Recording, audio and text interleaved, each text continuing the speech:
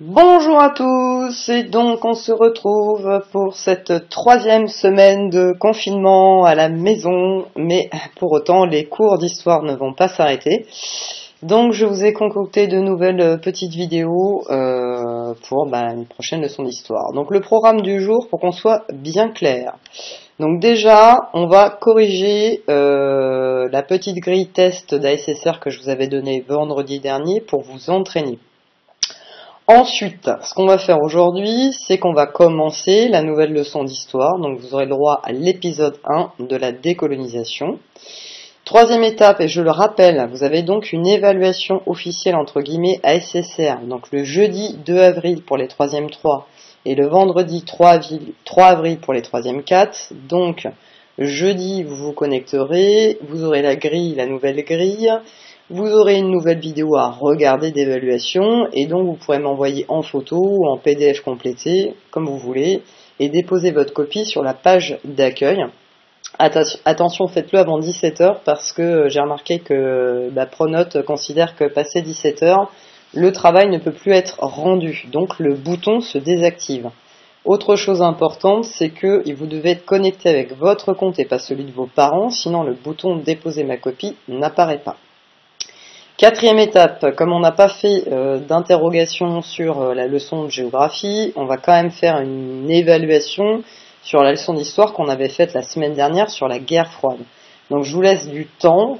J'ai prévu cette évaluation donc pour le mardi 7 avril. Vous aurez donc des textes à analyser, peut-être une petite rédaction, bien que vous faire une rédaction en sachant que vous pouvez avoir le cahier sous les yeux, c'est pas terrible et ça pourrait créer des inégalités entre ceux qui jouent le jeu et qui ne trichent pas et ceux qui pourraient tricher. Donc je vais essayer de vous concocter un petit contrôle qui vous permette quand même de voir si vous êtes en capacité d'analyser des documents à partir des connaissances qu'on a vues dans cette leçon.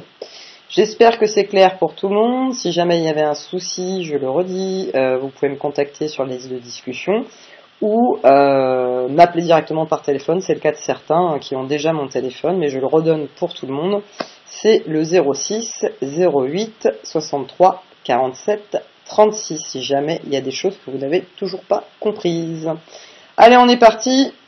Donc, première étape, on corrige le test d'ASSR que je vous avais mis en ligne. Donc, il faut que vos réponses soient absolument parfaites. Je dis par exemple, si à la question 1, vous avez coché A, B et C, alors que c'était que A et B, vous perdez le point. Il faut que ça soit absolument parfait pour que vous ayez le point. D'accord ?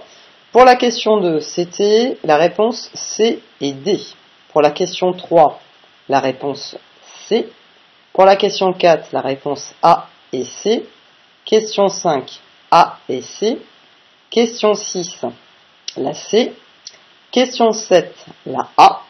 Question 8, la B. Question 9, la A et la C. Question 10, la A, la B et la D. Question 11, la A uniquement. Question 12, A, B et C. Question 13, pareil, A, B et C. Question 14, la A et la D. Question 15, c'était la C. Question 16, la A et la B. Question 17, la A, la B et la D. Question 18, la A et la B. Question 19, la B uniquement. Et pour la question 20, toutes les réponses étaient bonnes. A, B, C et D. Je vous conseille de faire pause parce que je l'ai dit un petit peu vite, pour vous corriger et calculer si vous avez eu bien 10 sur 20, en tout cas au moins 10 sur 20. J'espère que tous vous aurez au moins 15 sur 20, sinon c'est même pas la peine de rouler en 2 roues ou d'essayer de passer le permis de conduire. C'est tellement facile que vous devriez tous avoir 15 sur 20. Voilà. Si jamais certains n'ont pas une bonne note, ça peut arriver, on peut se tromper, on peut être stressé, j'ai d'autres tests à vous proposer. Dans ce cas-là, vous me contactez personnellement sur Pronote ou par mail, et je vous enverrai d'autres grilles avec d'autres vidéos pour vous entraîner si jamais c'est un petit peu léger et que vous êtes un petit peu en difficulté. Voilà. Alors, on est parti pour cette nouvelle leçon d'histoire qui s'appelle « Indépendance et construction de nouveaux États ». Alors ça, c'est le nouveau titre parce qu'avant, c'était beaucoup plus simple. On appelait ça tout simplement la décolonisation. Ce qui veut dire que On va s'intéresser à ces pays qui, après la Seconde Guerre mondiale, vont demander à devenir des pays libres et indépendants. Pour certains, ça va se passer naturellement. Pour d'autres, ça va être plus compliqué et ça va provoquer une guerre entre les pays colonisateurs et leurs colonies. Donc on prend deux nouvelles pages, à gauche une page blanche, à droite une page blanche. Je vérifie qu'il y a bien le son. Ouais, j'ai monté le son. Et on note donc le titre à droite, Indépendance et construction de nouveaux États.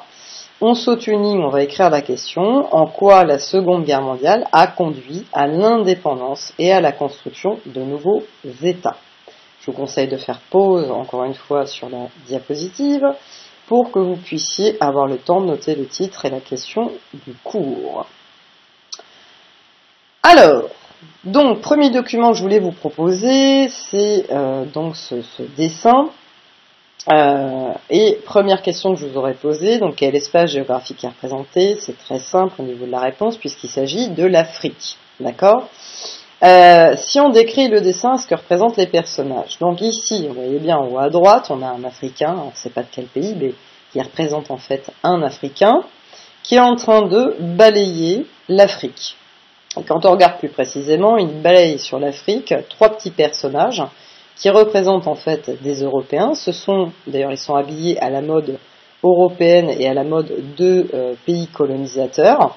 Donc, ils balaient en fait les colonisateurs des pays africains. Alors, qui sont les pays colonisateurs d'après vous à cette époque?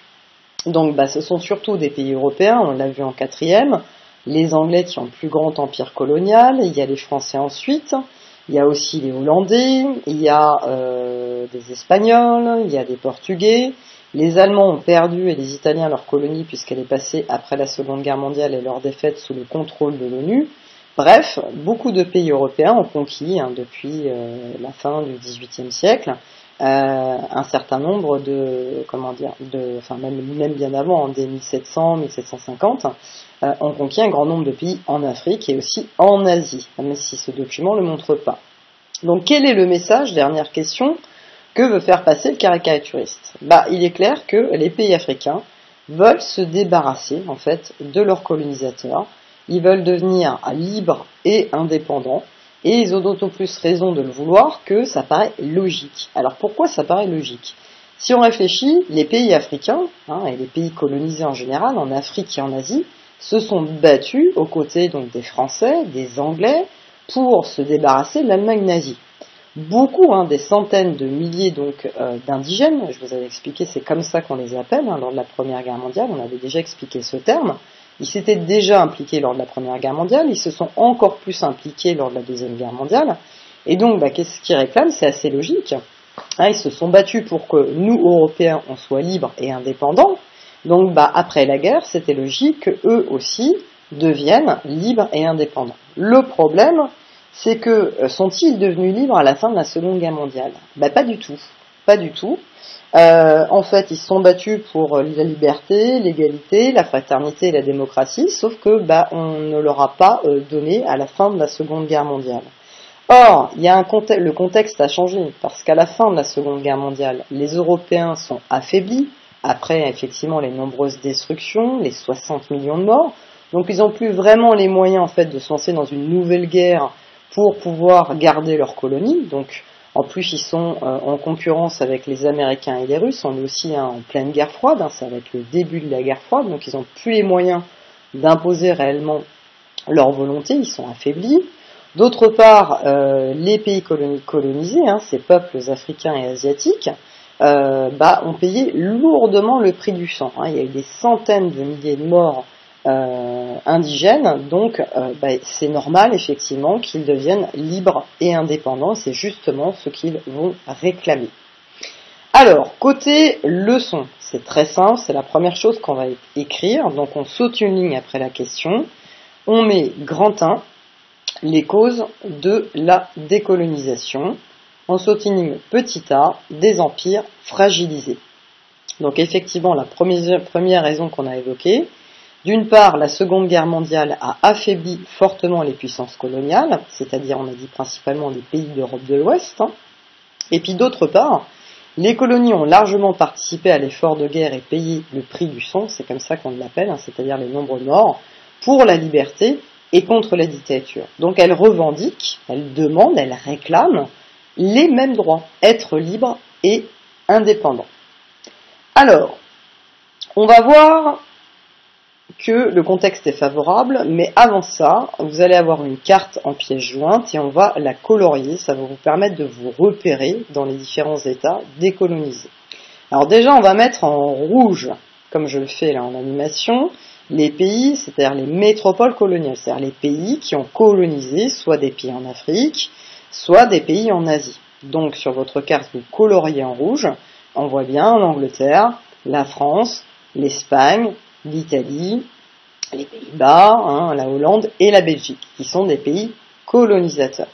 Donc je vous conseille de faire pause pour avoir le temps de colorier tranquillement. Et on n'oublie pas de colorier aussi la légende, je sais très bien qu'il y en a qui colorient en rouge sur la carte, et qui ne colorient pas en rouge dans la légende. Donc si on n'a pas les deux, on ne peut pas comprendre la carte. Bon, je sais, je me répète, mais je sais que ça fait du bien à certains.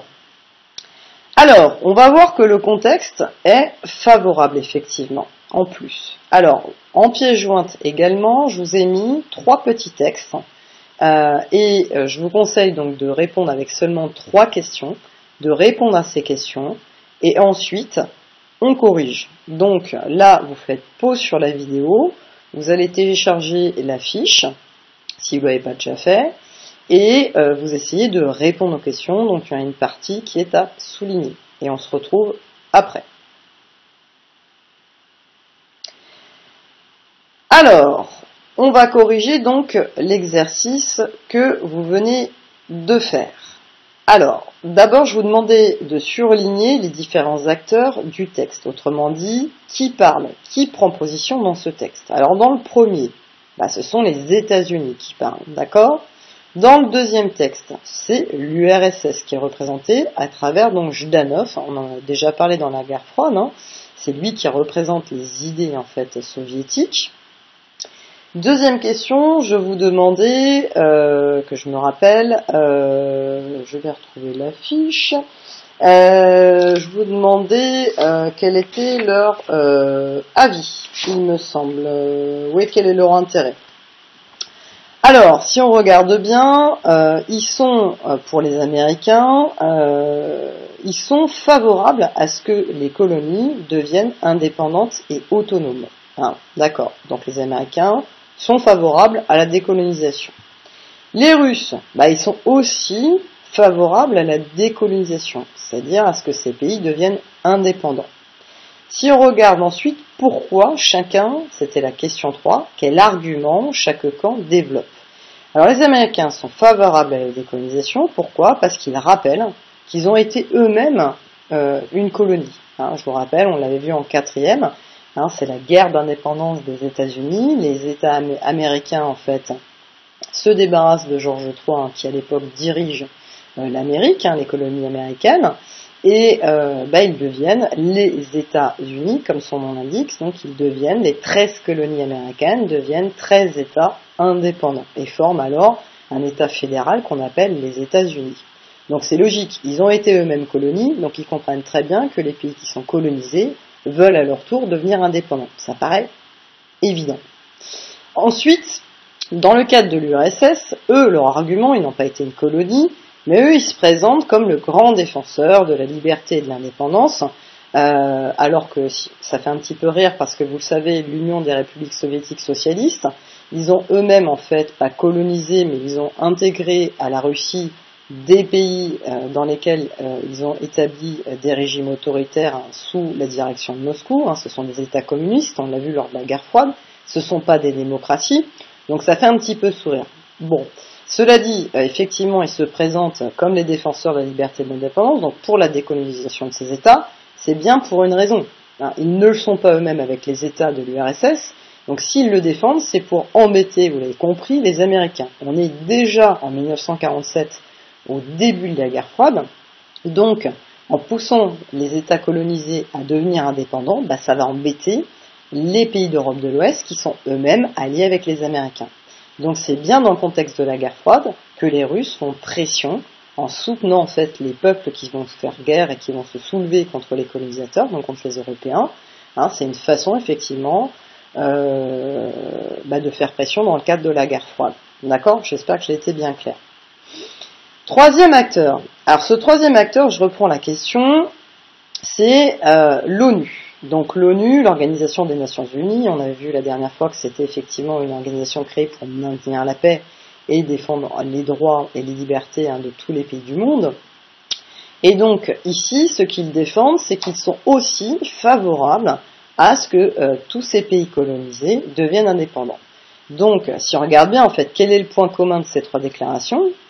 C'est que les trois déclarations, elles sont, que ce soit l'ONU, que ce soit les Américains, que ce soit les Russes, ils sont favorables à ce que tous ces pays deviennent indépendants et libres. Donc, ils sont favorables à la décolonisation.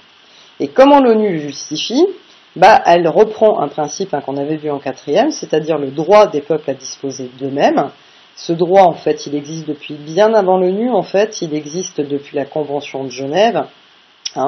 Et la Convention de Genève, en fait, va défendre le droit des peuples à disposer d'eux-mêmes, donc à choisir s'ils doivent être libres et indépendants. Voilà. Donc, finalement, chacun des arguments différents.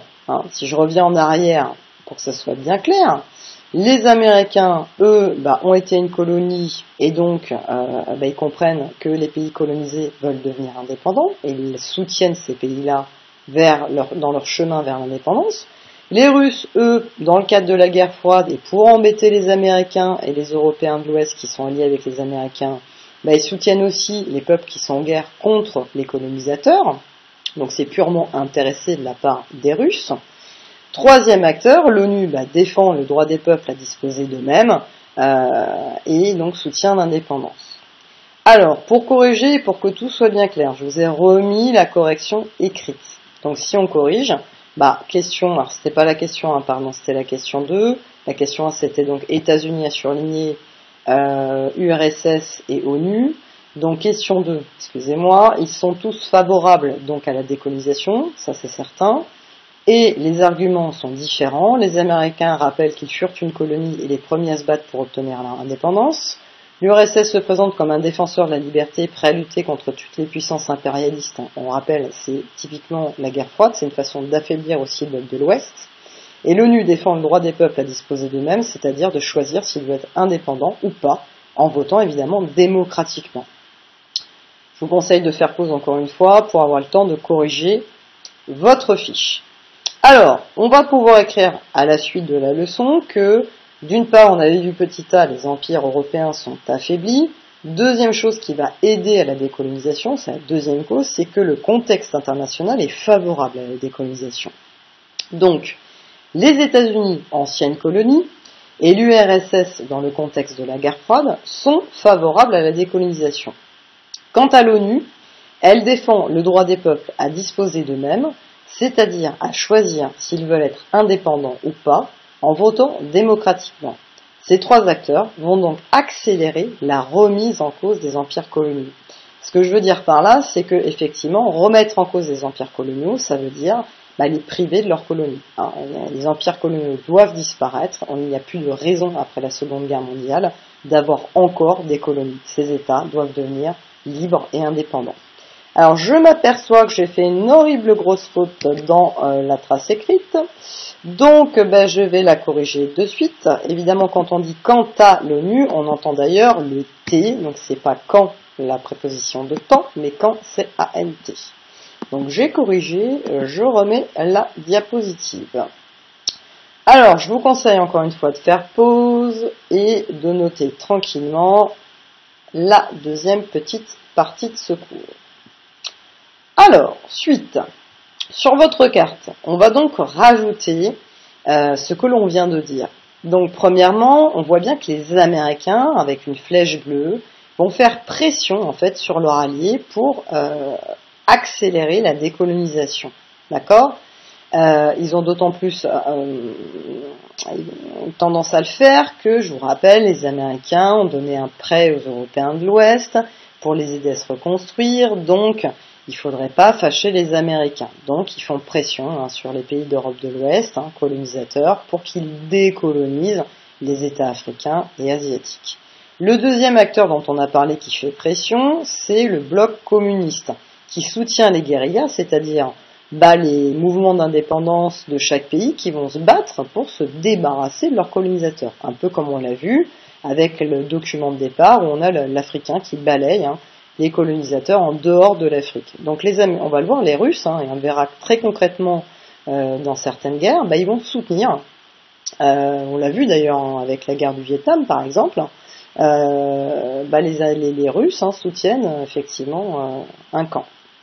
Dernier acteur qui est favorable aussi à la décolonisation, c'est l'ONU. Alors l'ONU, je n'ai pas pu vous la mettre sur la carte ici puisque je n'ai pas fait apparaître l'Amérique, mais le siège de l'ONU est installé aux États-Unis. Donc c'est pour ça que je vous ai rajouté une petite carte ici.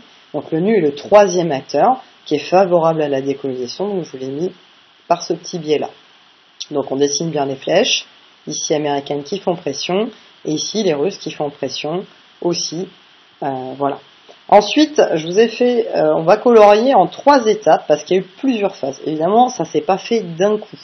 Donc il y a des pays qui assez rapidement, on va le voir par exemple, ont obtenu leur indépendance de 1947 à 1955. C'est-à-dire qu'il y a eu des pourparlers, des négociations, et ça s'est fait relativement tranquillement, sans heurts. Donc ça concerne plutôt ces pays-là. D'accord ?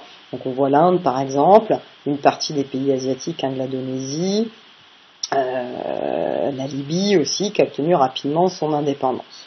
Ensuite, il a fallu un petit peu plus de temps pour d'autres, donc ceux-là, on les colorie en vert foncé, et on va colorier la deuxième vague de décolonisation en vert moyen. Je remonte pour que ça soit bien clair, c'est pas le même endroit, d'accord ? Alors, si jamais vous avez du mal à les voir, je vous conseille de faire pause sur la vidéo, et de revenir en arrière s'il faut pour bien voir la différence. Donc ici, c'est les pays de 1956 à 1964, c'est-à-dire une grande partie finalement des pays africains, du nord et du centre de l'Afrique, qui vont être décolonisés. Et pour les derniers, ceux qui sont les plus en retard, en vert très très clair, vous pouvez appuyer fortement sur votre crayon vert, et on colorie pas au feutre, je le rappelle, parce que ça marche pas au brevet, vous savez que vous allez perdre des points. Donc on prend à la limite 2 crayons verts, un foncé et un clair, et on appuie moins pour la dernière couleur. Donc là, c'est le sud de l'Afrique qui va obtenir son indépendance. Alors, dernière chose, je vais vous montrer où il va y avoir des tensions avec une petite étoile rouge que j'ai fait apparaître en bas. Donc, il va y avoir des tensions et une guerre en Angola. Il va y avoir aussi au Mozambique. Il y en aura en Indonésie. Il va y en avoir en Algérie. Et il y en aura au Vietnam. Donc, pour la suite, aujourd'hui on va s'arrêter là parce que vous avez quand même une partie du cours à recopier, vous avez une carte à colorier plus une fiche avec des exercices, donc ça fait déjà une bonne journée de travail. Donc on s'arrêtera là et par contre la prochaine fois, on va travailler en détail sur un conflit en particulier. Je vais vous parler de la guerre d'Algérie qui était une colonie française et vous aurez à visionner en fait 4 épisodes d'un film qui s'appelle La Déchirure. Et vous aurez une fiche vidéo à compléter. Donc pour l'instant, on s'arrête là. Si déjà vous faites tout ça, c'est très bien. Et on se rejoint la prochaine fois pour la suite du cours. Allez, bonne journée à tout le monde et courage pour cette 3e semaine de confinement.